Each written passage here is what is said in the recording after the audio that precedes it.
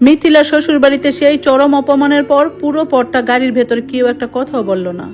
যে শাশুড়ি আম্মা এত আশা এত অহংকার নিয়ে বুকে এক রাশ গর্ব নিয়ে গিয়েছিল, ভেবেছিলেন বিআইন সাহেবের মন জয় করে আসবেন, ওনার সেই সব আশা এক লহমায় চুরমার হয়ে গেল। পুরোটা রাস্তা উনি আর শ্বশুর মশাই চুপচাপ জানালার বাইরে তাকিয়ে রইলেন। ওনাদের এই অপমান দেখে আমার মনের কোনায় এক অচেনা কষ্ট আর শিক্ষা পাওয়ার তৃপ্তি পাশাপাশি ভাসছিল। যে বিষ ওনারা এত বছর ধরে আমার বাবাকে খাইয়ে এসেছেন, আজ সেই বিষের তিক্ততা নিজেরা গিলে বুঝতে পারলেন অপমান কত ভারী হয়। কথা ছিল মিথিলা 2 দিনের জন্য নায়রে আমাদের সাথে আসবে। শ্বশুরবাড়ির এত অপমান সহ্য করেও শাশুড়ি আম্মা শুধু মেয়ের মুখ চেয়ে কোনো মতে নিজের রাগ চেপে রেখে মিথিলাকে সাথে করে বাসায় নিয়ে এলেন। বাসায় ফেরার পরও ঘরের থমথমে পরিবেশ হালকা হলো না। মিথিলা এসে তার শ্বশুরবাড়ির শান শৌকত আর গহনাগাটির গল্প করতে লাগলো, কিন্তু শাশুড়ি আম্মা আর আগের মতো লাফিয়ে উঠছিলেন না। এভাবে কেটে গেল 2 দিন। সংসারের সব কাজ আগের মতো আমাকে একা হাতে সামলাতে হচ্ছিল।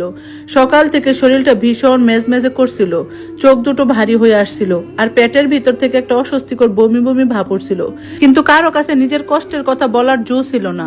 দুপুরের দিকে রান্নাঘরের কাজ শেষ করে ঘরে ঢুকতে হঠাৎ মাথাটা তীব্রভাবে ঘুরে উঠল। চোখের সামনে সবকিছু অন্ধকার হয়ে এলো। নিজেকে সামলানোর কোনো সুযোগ না পেয়ে ঘরের মেঝেতে ধপাস করে পড়ে গেলাম। কখন কতক্ষণ অজ্ঞান হয়েছিলাম জানি না। যখন ধীরে ধীরে জ্ঞান ফিরল তখন দেখে আমি বিছানায় শুয়ে আছি। পাশে বসে আছে মিথিলা। আমার চোখের পাতা নড়তে দেখে মিথিলা একটা দীর্ঘশ্বাস ফেলে যেন হাঁপ ছেড়ে বাঁচলো। উদ্বিগ্ন গলায় বলে উঠলো, যাক বাবা, বাঁচলাম। আমার তো টেনশনে নিঃশ্বাস বন্ধ হয়ে আসছিল। কি হলো ভাবি তোমার, হঠাৎ এভাবে অজ্ঞান হয়ে গেলে যে? আমি অত্যন্ত দুর্বল গলায় আস্তে আস্তে বললাম, সকাল থেকে শরীরটা খুব খারাপ লাগছিল মিথিলা, কেমন যেন বমি বমি ভাব আসছিল। আমার কথাটা শেষ না হতে দাঁড়িয়ে থাকা শাশুড়ি আম্মা এক পায়ে গেলেন। ওনার তীক্ষ্ণ দৃষ্টি আমার উপর আটকে গেল।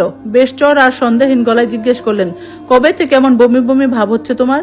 আমি নিচু গলায় জবাব দিলাম, গত কয়েকদিন ধরে আম্মা। কথাটা শুনে শাশুড়ি আমার মুখের বাপ মুহূর্তের মধ্যে বদলে গেল। ওনার চোখে এক অচানা আলো জলজল করছে। তিনি আমার মাথার কাছে এসে বেশ ভারী গলায় বললেন, ঠিক আছে, এখন আর কথা বলতে হবে না, চুপচাপ শুয়ে বিশ্রাম নাও। বিকেলে তোমাকে নিয়ে একবার ডাক্তারের কাছে যেতে হবে। আমি ইতস্তর করে বললাম, না আম্মা, এখন আর অত খারাপ লাগছে না, আমি ঠিক আছি, ডাক্তারের কাছে যেতে হবে না। আমাকে কথা শেষ করতে না দিয়ে শাশুড়ি আম্মা চোখ গরম করে কড়া সুরে বললেন, আমার চেয়ে বেশি বোঝো তুমি, যা বলছি চুপচাপ শুনে বিশ্রাম নাও। ওনার সেই ধমকে আমি আর একটা কথা বাড়ানোর সাহস পেলাম না। চুপচাপ চোখ দুটো বুজে শুয়ে রইলাম।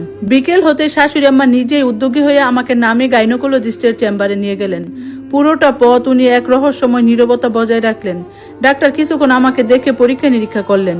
কিছু জরুরি টেস্টের পর যখন আমাকে চেম্বারে ডাকা হলো, তখন ডাক্তারের মুখে ছিল এক সুন্দর স্নিগ্ধ হাসি। ডাক্তার শাশুড়ি আমার দিকে তাকিয়ে বললেন, অভিনন্দন, আপনার পুত্রবধূ অন্তঃসত্ত্বা, উনি গর্ভবতী, আপনি দাদি হতে চলছেন। কথাটা যেন কানে বিশ্বাসী হতে চাইছিল না। এক মুহূর্তের জন্য পুরো পৃথিবীটা নিস্তব্ধ হয়ে গেল। আমার হাত দুটো আপনা আপনি যেন পেটের উপর চলে এলো। চোখের কোণ বেয়ে অনবরত পানি পড়তে লাগলো। এতদিন যে সোনার খাঁচায় শুধু অপমান আর অবহেলা পেয়ে এসেছি, সেই খাঁচায় আজ এক পরম পবিত্র অনুভূতির জন্ম হয়েছে। আমার ভেতরে বড় হয়ে উঠছে আমার এবং আমার স্বামীর সন্তান। কথাটা শুনে শাশুড়ি আমার মুখের মেঘ এক মুহূর্তে কেটে গেল। ওনার চোখে মুখে উপচে পড়লো এক অপরিসীম আনন্দ। ডাক্তারকে ধন্যবাদ জানিয়ে চেম্বার থেকে বের হয়ে উনি আমাকে পরম মায়ায় জড়িয়ে ধরলেন। যে মানুষটা এতকাল আমাকে খোঁচা দিয়ে কথা বলেছেন, তার আচরণে এমন পরিবর্তন দেখে আমি স্তব্ধ হয়ে গেলাম। বাসায় ফেরার পথে শহরের সবচেয়ে বড় মিষ্টির দোকানে ঢুকে দামি মিষ্টি কিনে নিলেন। গাড়িতে উঠে মিষ্টির প্যাকেটটা আমার কুলে রেখে বেশ নরম গলায় বললেন, ঘরে গিয়ে তোর শ্বশুর আর তোর স্বামীকে খবরটা দিতে হবে। আমার বংশের প্রদীপ আসতে চলছে। আমি কুলে রাখা মিষ্টির প্যাকেটটার দিকে তাকিয়ে রইলাম। মনে মনে একটা ভারী প্রশ্ন বারবার দুল দিতে লাগলো, এই মিষ্টি কি সত্যি আমার মা হওয়ার আনন্দের, নাকি এই সন্তান তাদের বংশের রক্ত বলে এত আদর? আমি আল্লাহর কাছে মনে মনে মেয়ে সন্তান চাইলাম। বাসায় ফিরতে শাশুড়ি আম্মা পুরো ঘরের আনন্দের বন্যা ভাসিয়ে দিলেন। শাশুড়ি আর স্বামী দুজনের মুখে যেন আর হাসি ধরে না। পরম উৎসাহে সবাইকে মিষ্টি মুখ করানো হলো। সবচেয়ে অবাক লাগলো শাশুড়ি আম্মা আর স্বামীর কথায়। এতদিন যাদের মুখে শুধুই অহংকার দেখেছি, আজ ওনারাই বেশ শান্ত আর নরম গলায় বললেন, আল্লাহর দরবারে হাজার শুকরিয়া, ছেলে হোক আর মেয়ে হোক, বাচ্চার মা যেন সুস্থ থাকে, এটাই আমাদের কাছে একমাত্র চাওয়া। আমি চুপচাপ দাঁড়িয়ে ওদের আনন্দ দেখছিলাম। মনের ভেতরে কোথাও একটা দোলাচল তখনও ছিল। সব সামলে নিয়ে ফোনটা হাতে নিয়ে বাবাকে ফোন করলাম। সুখবরটা শুনতেই ওপাশ থেকে বাবার কাপা কাপা গলার স্বর স্পষ্টভাবে পেলাম। বাবা আর মা কাঁদছিলেন আনন্দের বন্যায়। বাবা শুধু বললেন, মা রে, তুই নিজের যত্ন নিস, আল্লাহ তোকে বড় নিয়ামত দিয়েছেন। বাবার সেই সামান্য কথার ভেতরে পরম মমতাটুকু আমার বুকটা জুড়িয়ে দিল। এরই মধ্যে খবর এলো মিথিলা তার শ্বশুর বাড়িতে বেশ ভালোই আছে। তবে এক অদ্ভুত সত্য সামনে এলো। মিথিলা শ্বশুর বাড়িতে তার শাশুড়ির একচ্ছত্ব রাজত্ব। উনি যা বলেন পুরো পরিবারের সেটাই শেষ কথা। আমার শ্বশুর শাশুড়ি সেখানে কোনো পাত্তা নেই। ওনাদের মতামত বা অহংকার ওই রাজপ্রাসাদের দরজার বাহিরে আটকা থাকে। তবুও সান্ত্বনা একটাই, মিথিলাকে তার শ্বশুর শাশুড়ি খুব ভালোবাসে আর আদরে রাখেন। নিজের মেয়ের সুখ দেখে আমার শ্বশুর শাশুড়ি আর কোনো কটু কথা বলার সুযোগ পেতেন না। এভাবে দেখতে দেখতে কেটে গেল 5টি মাস। আমার পেটের ভেতরে ছোট্ট প্রাণীটি ধীরে ধীরে বড় হতে লাগলো। শাশুড়ি আম্মা আগের মতো আর কথায় কথায় খুঁচা দেন না, আমার খাওয়া দাওয়ার দিকেও নজর রাখেন। কিন্তু মনের কোণে সেই পুরনো ক্ষতগুলো তখনও তাজা। 5 মাস পার হতে গাইনোকোলজিস্টের কাছে নিয়মিত পরীক্ষার অংশ হিসাবে আল্ট্রাসোনোগ্রামের করার দিন এলো। ডাক্তার দীর্ঘক্ষণ মনোযোগ দিয়ে স্ক্রিনের দিকে তাকিয়ে হাসি মুখে বললেন, আলহামদুলিল্লাহ, আপনার গর্ভের সন্তান একদম সুস্থ ও স্বাভাবিক আছে। আর আপনারা চাইলে একটা সুখবর দিতে পারি, আপনাদের কুল আলো করে ফুটফুট একটি কন্যা সন্তান আসছে। কথাটা শোনা মাত্র আমার চোখে স্বস্তির পানি চলে এলো।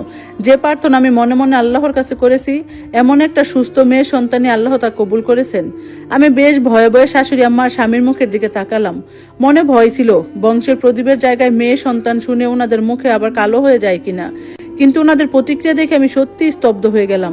স্বামী আমার হাত দুটো শক্ত করে চেপে ধরে হেসে বলল, মেয়ে আসছে, আমার ঘরে লক্ষ্মী আসছে। আর শাশুড়ি আম্মা ডাক্তারের হাত ধরে আলহামদুলিল্লাহ বলে উঠলেন, সুস্থ সবল একটা নাতনি আমাদের ঘরে আসুক, এটাই আমাদের আনন্দ। মেয়ে তো ঘরের রহমত। ডাক্তারের চেম্বার থেকে বের হয়ে গাড়িতে ওঠার পর আমি জানালার বাহিরে তাকালাম। এতদিন যে খাঁচাটায় আমি বন্দি ছিলাম, যেখানে শুধু অপমান আর অবহেলার কান্না জমেছিল, আজ যেন সেই সোনার খাঁচা একটা পরম পবিত্র আলোর রশ্মি এসে পড়েছে। সত্যি কি সন্তান আসার খবর এই পরিবারের সবার মন বদলে গেল, নাকি ছোট্ট লক্ষ্মীটি আসার আগে তার মায়ের সব অপমান মুছে দেওয়ার ব্যবস্থা করে দিচ্ছে? নিজের পেটে হাত রেখে মনে মনে বললাম, মারে তুই আয়, তোর আসার পথ ধরে হয়তো আমার বাবার আমার মার আত্মসম্মান নতুন করে বেঁচে উঠবে। 5 মাসের অপেক্ষার পর দেখতে দেখতে সেই শুভ দিনটি এলো। আল্লাহর অশেষ রহমতে আমি একটা ফুটফুটে পরম সুন্দর কন্যা সন্তানের জন্ম দিলাম। বাচ্চা চাঁদের মতো মুখটা দেখে ঘরের সবার আনন্দের সীমা রইল না। খবর পেয়ে আমার বৃদ্ধ বাবাও ছুটে এলেন নাতনিকে দেখতে। ওনার চোখ দুটো দিয়ে তখন আনন্দের পানি ঝরছিল। কাঁপানো হাতের নাতনিকে কুলে নিয়ে পরম মায়ায় তার কপালে চুমু খেলেন। তারপর পকেট থেকে একটা ছোট্ট লাল ভেলভেটের বাক্স বের করে নাতনির হাতের আঙ্গুলে পরিয়ে দিলেন একটা ছোট্ট সোনার আংটি। আংটিটা ছিল খুবই চিকন, সোনা হয়তো খুব কম, আমি ভালো করেই জানি। এই সামান্য আংটিটা জোগাড় করতে আমার নিঃস্ব বাবার কতটা হিমশিম খেতে হয়েছে। নিজের কতটা না খেয়ে থাকার রক্ত জল করা টাকাতে এতে মিশে আছে। কিন্তু সেই পবিত্র উপহারটুকু আমার শ্বশুরবাড়ির লোকজন মন ভরাতে পারলো না। বাবা তখনও নাতনিকে কুলে নিয়ে দাঁড়িয়ে আছেন। ঠিক তখনই শাশুড়ি আম্মা মুখ বাঁকিয়ে প্রকাশ্যে বলে উঠলেন, ও মা বেয়াই মশাই, এ কেমন আংটি এনেছেন? আর একটু চিকন বানালে তো চোখেই দেখা যেত না। কথাটা শুনে বাবার মুখে সেই পবিত্র হাসিটা এক লহমায় মিলিয়ে গেল।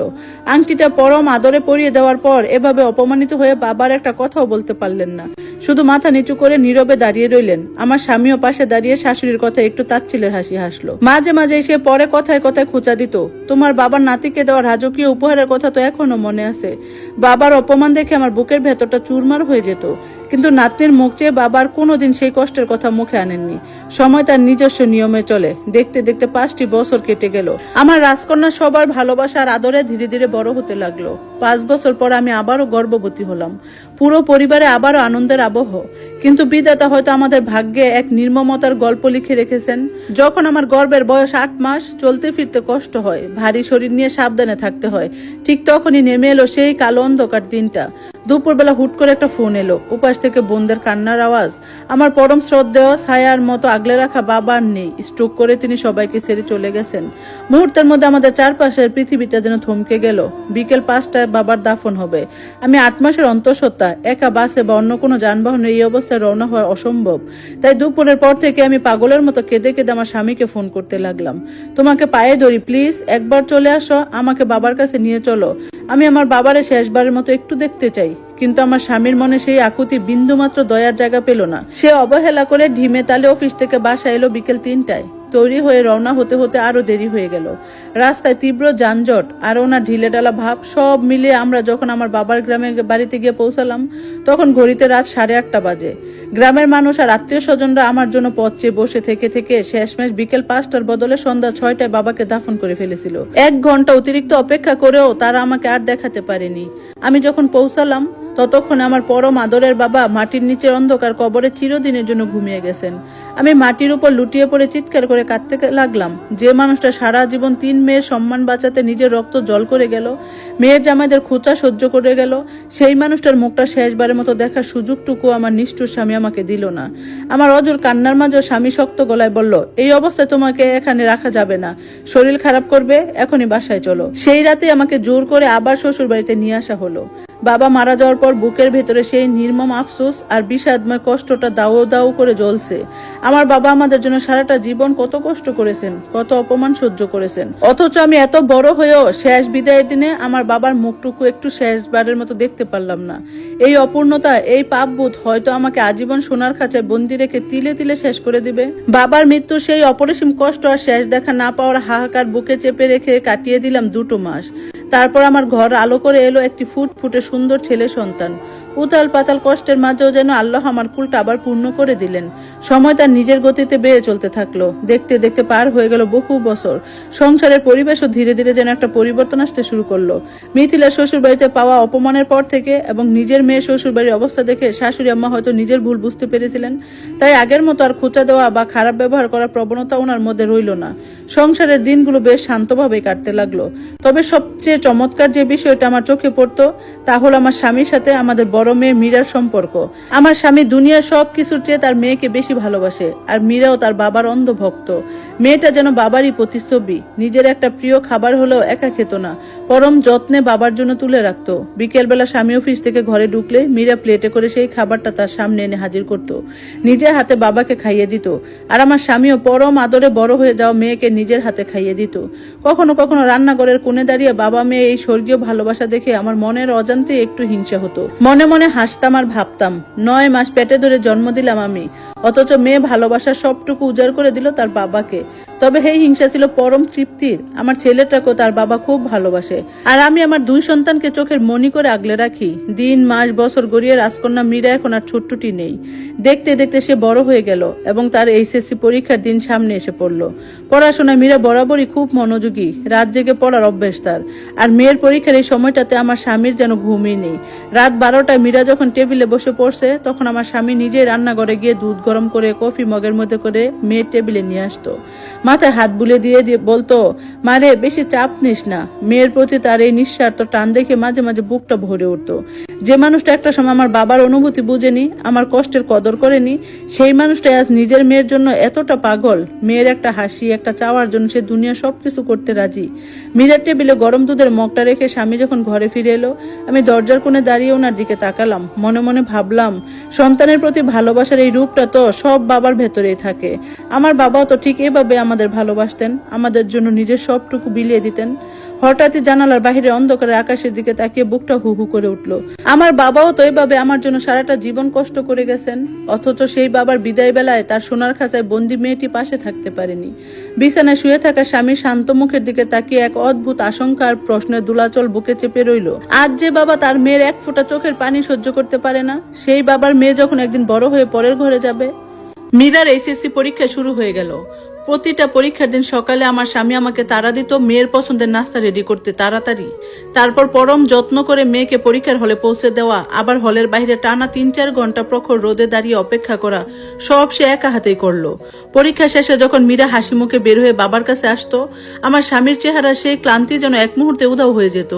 পরীক্ষার ফলাফল বের হলো, আলহামদুলিল্লাহ মীরা অত্যন্ত চমৎকার রেজাল্ট করলো। পুরো পরিবার আবার আনন্দের জোয়ার। তার কয়েকদিন পর একদিন সন্ধ্যায় আমার শ্বশুর মশাই ঘরে একটি বিয়ের প্রস্তাব নিয়ে এলেন। ছেলে আমেরিকায় থাকে, খুব ভালো চাকরি করে আর মোটা অঙ্কের বেতন। শ্বশুর মশাই বেশ উৎসাহ নিয়ে বললেন, বিয়ের পরপরই মীরাকে আমেরিকায় নিয়ে যাবে, আমার নাতনি একদম রাজার হালে থাকবে। কথাটা শোনা মাত্র আমার স্বামী বসা থেকে দাঁড়িয়ে গেল। এক মুহূর্ত বিলম্ব না করে বাবার সামনে গিয়ে স্পষ্ট কড়া গলায় বলল, না বাবা, এই বিয়ে হবে না। প্রথমত আমার মেয়ে এখনই বিয়ে করার মতো বড় হয়নি, আর সে আরো পড়াশোনা করবে। আর দ্বিতীয়ত, কোনো প্রবাসীর সাথে বা এত দূরে আমার মেয়েকে আমি কখনোই পাঠাবো না। দুনিয়ায় বিপদ আপদ বলে কই আসে না। হাজার হাজার মাইল দূরে আমার মেয়ের যদি কোনো বিপদ ঘটে, আমি এখানে থেকে কিভাবে পৌঁছাবো? কে আগলে রাখবে আমার মেয়েকে? আমার স্বামীর এমন স্পষ্ট আর দৃঢ় জবাব শুনে শ্বশুর মশাই আর দ্বিতীয় কথা বাড়াতে পারলেন না। পাত্রপক্ষকে বিনয়ের সাথে না করে দেওয়া হলো। বুকের ভেতরটা কেমন যেন তুলপাল করে উঠলো। জানালার কাছে দাঁড়িয়ে স্বামীর মুখের দিকে তাকিয়ে রইলাম। মনে মনে ভাবলাম, আজ যে মানুষটা নিজের মেয়েকে চোখের আড়াল করতে এত ভয় পাচ্ছে, একদিন সে আমার মতো আরেকটা মেয়েকে তার পরম আদরের বাবার কোল থেকে কেড়ে এনে এই সোনার খাঁচায় বন্দি করেছিল। সে কি আজ বাবার অনুভূতির আসল অর্থ বুঝতে পারছে? এভাবে সময়ে এগিয়ে গেল। মীরা ভালো একটি সরকারি কলেজে অনার্সে ভর্তি হলো। অনার্স প্রথম বর্ষে পড়া অবস্থাতে আমার শ্বশুর শাশুড়ি আবার একটা পাত্রের খোঁজ নিয়ে এলেন। এবার ছেলে বিসিএস ক্যাডার, শান্ত, মার্জিত এবং দেখতেও বেশ সুদর্শন। সব দিক থেকে ছেলে একদম পারফেক্ট। পরিবারের সবার সাথে সাথে আমার স্বামীরও ছেলেটিকে বেশ পছন্দ হলো। এমনকি আমার মনটাও এক অজানা শান্তিতে ভরে গেল। যে কষ্টের জীবন আমি পার করে এসেছি, আমার মেয়ে যেন অন্তত তার স্বামীর সংসারের রানীর হাল হয়ে থাকে। বিয়ের পাকা কথার দিন রাতে আমি মীরাকে একান্তে ডেকে নিয়ে গেলাম। উসখুস করে ওর মাথায় হাত বুলিয়ে আলতো করে জিজ্ঞেস করলাম, হ্যাঁ রে মীরা, ছেলে তোর পছন্দ হয়েছে তো মা? তোর নিজের কিছু বলার আছে? মীরা লজ্জা পেয়ে মাথা নিচু করলো। তারপর আমার হাত দুটো চেপে ধরে স্নিগ্ধ হেসে বলল, বাবার তুমি যাকে পছন্দ করেছো আমারও তাকেই পছন্দ মা। বাবার পছন্দের উপর আমার শতভাগ বিশ্বাস আছে। বাবা আমার জন্য যা বেছে নেবেন সেটাই হবে সেরা। মেয়ের মুখের এই সরল বিশ্বাস দেখে চোখের কোণে জল চলে এলো। অবশেষে বিয়ের দিন তারিখ চূড়ান্ত হয়ে গেল। কিন্তু যেদিন থেকে বিয়ের দিন ধার্য হলো, ঠিক সেদিন থেকে যেন আমার স্বামীর হাসি খুশি মুখটা আচমকা থমকে গেল। যে মানুষটার হাসিতে ঘর গম গম করতো, সেই মানুষটা হঠাৎ কেমন যেন নীরব হয়ে গেল। অফিস থেকে ফিরেই আর বিশ্রাম নিত না, সোজা মীরার ঘরে চলে যেত। নিজে হাতে মীরার বইয়ের তাক গুছিয়ে রাখতো, তার টেবিলের কলমগুলো সারি বেঁধে সাজিয়ে রাখতো। মীরা কোথায় যাচ্ছে, কি খাচ্ছে, কাপড় চোপড় ঠিকঠাক আছে কিনা, সারাদিন শুধু মেয়ের এই তদারকি নিয়ে ব্যস্ত থাকতো। বাইরে থেকে নিজেকে স্বাভাবিক দেখানোর আপ্রাণ চেষ্টা করলেও তার চোখের কোণে জমে থাকা সেই না বলা ভয় আর কষ্টের ছাপ আমার চোখ এড়লো না। একদিন মাঝরাতে ঘুম ভেঙে দেখি স্বামী বিছানায় নেই। দরজার ফাঁক দিয়ে তাকিয়ে দেখি সে মীরার ঘরের রাত বোঝা দরজার সামনে দাঁড়িয়ে আছে। ভেতরে টেবিলে মীরা বই নিয়ে বসে আছে, আর বাহিরে অন্ধকারে দাঁড়িয়ে আমার স্বামী নীরবে নিঃশব্দে ফুপাচ্ছে। মেয়ে পর হয়ে চলে যাওয়ার পর এই পরম যন্ত্রণা, পরম কষ্ট আজ একজন বাবাকে তিলে তিলে কুড়ে খাচ্ছে। আমি অন্ধকারে দাঁড়িয়ে রইলাম। আজ আর আমার মনে স্বামীর প্রতি কোনো ক্ষোভ নেই, শুধু এক গভীর অনুশোচনার ছায়া। যে অপরাধ, যে অবহেলা সে এক সময় আমার আর আমার বাবার সাথে করেছিল, আজ নিয়তি ঠিক সেই জায়গায় এনে তাকে দাঁড় করিয়েছে। নিজের বুকের মানিককে পর করে দেওয়ার ব্যথায় একজন বাবার কলিজার কতটা ছারখার হয়ে যায়, আজ সে হাড়ে হাড়ে টের পাচ্ছে। বিয়ের দিন যত ঘনিয়ে আসতে লাগলো, মীরার প্রতি তার বাবার টান আর আকুলতা যেন আরো বহু গুণ বেড়ে গেল। অফিস থেকে বাড়িতে ফিরে এই লোকটা দিশেহারা হয়ে পড়তো। কোথায় মেয়ের একটু যত্ন নেওয়া যাবে, কোথায় তাকে একটু বেশি ভালো রাখা যাবে। বিয়ের মাত্র 2 দিন আগে বিসিএস ক্যাডার জামাইয়ের মা হুট করে আমার স্বামীকে ফোন করলেন। বেশ মেপে মেপে মিষ্টি গলায় বললেন, হ্যাঁ বেআই সাহেব, ছেলে তো ঢাকার একটা নতুন ফ্ল্যাট নিয়েছে। তা ভাবছিলাম কি ছেলের বেডরুমের ফার্নিচার আর সাজসজ্জা কি আপনারা একটু সাজিয়ে দিবেন, তাহলে আমাদের আর আলাদা করে দৌড়াদৌড়ি করতে হতো না। কথাটা শুনে আমার স্বামী একটা মুহূর্ত থমকে গেল, কিন্তু পরক্ষণে নিজের মান সম্মান রক্ষা করার জন্য আর মেয়ের নতুন সংসার যেন কোনো অপমানিত বা খামতি না থাকে, সেই বয়ে মুখে এক কৃত্রিম হাসি টেনে বলল, হ্যাঁ হ্যাঁ অবশ্যই আপা, কেন নয়। আমার মেয়ের যেন কোনো কষ্ট বা অসুবিধা না হয় সে ব্যবস্থা আমি নিজেই করব। আপনি একদম চিন্তা করবেন না। ফোনটা রেখে সে আর এক মুহূর্ত দেরি করলো না। সাথে সাথে বাজারে গিয়ে দামি সোফার সেট, খাটের আনুষঙ্গিক সাজসজ্জা আর ঘরে সব দরকারি দামি দামি জিনিসপত্র কিনে ছেলের নতুন ফ্ল্যাটে পাঠিয়ে দিল। আমি পুরো দৃশ্যটা দেখছিলাম। আমার বুকের ভেতরের পুরনো একটা ক্ষত যেন দাউ দাউ করে জ্বলে উঠল। মনে পড়ে গেল আমার সেই নিঃস্ব বাবার কথা, যিনি প্রতিদিন জামাইয়ের সংসারে মান সম্মান বাঁচাতে নিজের রক্ত জল করা টাকার উপহার কিনে আনতেন, কিন্তু বিনিময়ে পেতেন শুধু তাচ্ছিল্য আর অপমান। আর সেই একই মান সম্মানের দায় আমার স্বামীও সাধ্যের বাহিরে গিয়ে মেয়ে শ্বশুর বাড়ির আবদার মেটাচ্ছে। বিধাতা হয়তো এইভাবে এক বাবার কষ্ট আরেক বাবাকে দিয়ে অনুধাবন করান। অবশেষে সেই হৃদয় বিদায়ক বিয়ের দিন চলে এলো। প্যান্ডেল ভর্তি আলো, সানায়ের সুর, মিষ্টির সুবাস, সবকিছুর মাঝেও যেন এক অচানা হাহাকার চেপে বসছিল পুরো বাড়িময়। বিয়ের সব আনুষ্ঠানিকতা শেষ হলো, বরযাত্রীর বিদায়ের সময় হয়ে এলো। আমার রাজকন্যা মীরা যখন বধূ বেশে আমার সামনে এসে দাঁড়ালো, আমার চোখের বাঁধ ভেঙে গেল। সে আমাকে শক্ত করে জড়িয়ে ধরে হাউমাউ করে কেঁদে উঠলো, মা তোমাকে ছেড়ে কিভাবে থাকবো, আমাকে ক্ষমা করে দিও মা, তোমাকে কোনো কষ্ট দিয়ে থাকলে। আমি বুকে জড়িয়ে ধরে মেয়ের মাথায় হাত বুলিয়ে শুধু আল্লাহর কাছে দোয়া করলাম, আমার কষ্টের জীবনের ছায়াও যেন আমার মেয়ের উপর না পড়ে। আমার থেকে বিদায় নেওয়ার পর মীরা তার বাবার দিকে এগিয়ে গেল। এতক্ষণ যে মানুষটা পাথরের মতো শক্ত হয়ে দাঁড়িয়ে সবাইকে সামলাচ্ছিল, মীরাকে সামনে দেখে ওনার সব বাঁধ ভেঙে গেল। মীরা দৌড়ে গিয়ে তার বাবাকে পরম আবেগে জড়িয়ে ধরলো, আর অমনি আমার স্বামী ভেঙে পড়লো শিশুর মতো কান্নায়। মেয়েকে বুকে চেপে ধরে লোকটা অঝরে কাঁদতে লাগলো। মীরা বাবার বুকের ভেতর মুখ লুকিয়ে ফুপাতে ফুপাতে বলল, বাবা আমার কথা মনে পড়লে কান্না করো না, তুমি নিজের যত্ন নিও, বাবা মা আর ভাইকে দেখিও। বাবা মেয়ের সেই বুক ফাটা কান্না, সেই স্বর্গীয় ব্যাকুলতা দেখে বিয়ে বাড়ির একজন মানুষের চোখে পানি আটকে রইল না। উপস্থিত আত্মীয় স্বজন এমনকি বরের বাড়ির লোকজনের চোখও ভিজে উঠলো। গাড়ি চলতে শুরু করলো। মীরা কাঁদতে কাঁদতে চোখের আড়াল হয়ে গেল। গাড়িটা চলে যাওয়ার সাথে সাথে আমার স্বামী হঠাৎ যেন সব শক্তি হারিয়ে ফেললো। টাল সামলাতে না পেরে মেজের উপর বসে পড়লো। আমি তার কাছে ছুটে গেলাম। ছোট বাচ্চার মতো আমার কুলে মাথা গুজে ডুকরে কেঁদে উঠলো। ওনার পুরো শরীর কান্নায় থরথর করে কাঁপছিল। কাঁদতে কাঁদতে অপরাধীর মতো ফিসফিস করে বলছিল, আমার বুকটা ছিঁড়ে যাচ্ছে, আমার মীরা চলে গেল, আমি কিভাবে বাঁচবো বলো তো? আমার কলিজাটা কে যেন টেনে ছিঁড়ে নিয়ে গেল। ওনার কাঁপতে থাকা মাথায় হাত বুলিয়ে দিতে দিতে আমার চোখ বেয়ে টপ টপ করে পানি পড়তে লাগলো। ওনার এই বুক ফাটা কান্না দেখে আমার নিজের বাবার মুখটা চোখের সামনে ভেসে উঠলো। মনে পড়ে গেল সেই রাতের কথা, যেদিন আমার বাবা মারা যাওয়ার পর আমি একটু শেষ দেখার জন্য স্বামীর পায়ে ধরে কেঁদেছিলাম, কিন্তু সে আমাকে সময় মতো নিয়ে যায়নি। আমার বাবাও তো সারা জীবন এভাবেই নিজের কলিজার টুকরো সন্তানদের একটু ভালো রাখার জন্য নিঃশ্বাসের শেষ বিন্দু পর্যন্ত লড়ে গিয়েছেন। আজ নিজের কুলের স্বামী এমন অনুশোচনা আর বাবার ছটফটানি দেখে একটাই সত্য উপলব্ধি করলাম, বাবার ভালোবাসার সব যুগের সবার জন্যই এক, কিন্তু পরম করুণাময় কাউকে কাউকে সেই ভালোবাসার মূল্যটা বুঝান চরম এক অনুশোচনার মধ্য দিয়ে। সংসারের এই সোনার খাঁচা আজ শূন্য, তবে এই শূন্যতার মাঝেও আজ আমার স্বামীর চোখের জল ধুয়ে গেল বহু বছরের জমা হওয়া অহংকার আর অবহেলার কালো মেঘ। বিয়ের 2 দিন পর আজ মীরাকে নতুন জামাই সহ নায়র আনার দিন। সকাল থেকে আমার স্বামী আর যেন তর্স হইছে না। আমার ছেলে আর সে তৈরি হচ্ছিল মেয়ের বাড়ি যাওয়ার জন্য। রওনা দেওয়ার ঠিক আগে মীরা ফোন করলো। লাজুক আর একটু ইস্তস্ত করলাই বলল, বাবা এখানকার একটা নাকি নিয়ম আছে, মেয়ের বাবা প্রথমবার বেড়াতে আসলে সাথে করে বড় বোয়াল মাছ নিয়ে আসতে হয়, তুমি আসার সময় একটু দেখে নিয়ে এসো তো। কথাটা শুনে আমার স্বামী বাজারে ছুটে গেল। মেয়ের আবদার বলে কথা, সারা বাজার ঘুরে একটাই বোয়াল মাছ পেল। সাইজ একদম বিশাল না হলো বেশ ভালোই বড়। স্বামী মনে মনে একটু খিটখিট করছিল, ইস আর একটু বড় মাছ পেলে ভালো হতো, মেয়ের শ্বশুর বাড়িতে আরো ভাব থাকতো। তাও বাজারে থাকা সবচেয়ে বড় বোয়াল মাছটাই সে অনেক বেশি দাম দিয়ে কিনে নিল। সাথে মিষ্টি আর দামি দামি উপহারের ডালি সাজিয়ে ছেলে আর স্বামী রওনা হয়ে গেল। মেয়ের শ্বশুর বাড়ি পৌঁছাতেই আমার স্বামী দেখতে পেল মীরা কিচেন রুমে ব্যস্ত হয়ে রান্না করছে। বাবাকে দেখে সব কাজ পেলে দৌড়ে এসে ওনাকে জড়িয়ে ধরলো। কতদিনের অচেনা এক তৃপ্তিতে আমার স্বামী মেয়ের মাথায় পরম মায়ায় হাত বুলিয়ে দিল। মীরার শাশুড়ির সাথেও তারা বেশ কুশল বিনিময় করলো, কিন্তু কিছুক্ষণ পরই ঘটে গেল সেই হৃদয় বিদায়ক ঘটনা। আমার স্বামী যখন ড্রয়িং রুমের দরজার পাশ দিয়ে যাচ্ছিল তখন শুনতে পেল পাশের ঘরে বসে মীরার শাশুড়ি তাদের এক আত্মীয়ের সাথে বেশ উচ্চস্বরে কথা বলছেন। ওনার গলার ঝরে পড়ছে চরম তাচ্ছিল্য আর বিষাদ। ও মা, মেয়ের বাড়িতে এসেছে, তা মেয়ের বাড়িতে এত ছোট মাছ কেউ আনে? এগুলো যদি পাড়াপড়শিরা দেখে আমার বিসিএস ক্যাডার ছেলের আর মান সম্মান থাকবে? আল্লাহ জানে কি দেখে যে আমার সোনার টুকরো ছেলের জন্য এই পরিবার বেছে নিয়েছিলাম। আমার ছেলের সম্মানটাই এরা বাজারে বিক্রি করে দিল। কথাগুলো দরজার বাইরে দাঁড়িয়ে থাকা আমার স্বামীর কানে যেন ফুটন্ত তেলের মতো এসে পড়লো। মুহূর্তের মধ্যে তার পায়ের তলার মাটি সরে গেল। এত উপহার, এত খরচ, এত যত্ন, সব যেন ওই একটা কথাতে ধূলিসাৎ হয়ে গেল। যে মানুষটা সারা জীবন অন্যকে উপহার নিয়ে খোটা দিয়েছে, তুচ্ছ তাচ্ছিল্য করেছে, আজ নিজের মেয়ের দরবারে দাঁড়িয়ে সে নিজেই সেই অপমানের শিকার হলো। মুখে একটা কথাও ফুটলো না। এক অজানা অপমানে ও তীব্র যন্ত্রণায় লোকটা স্তব্ধ হয়ে গেল।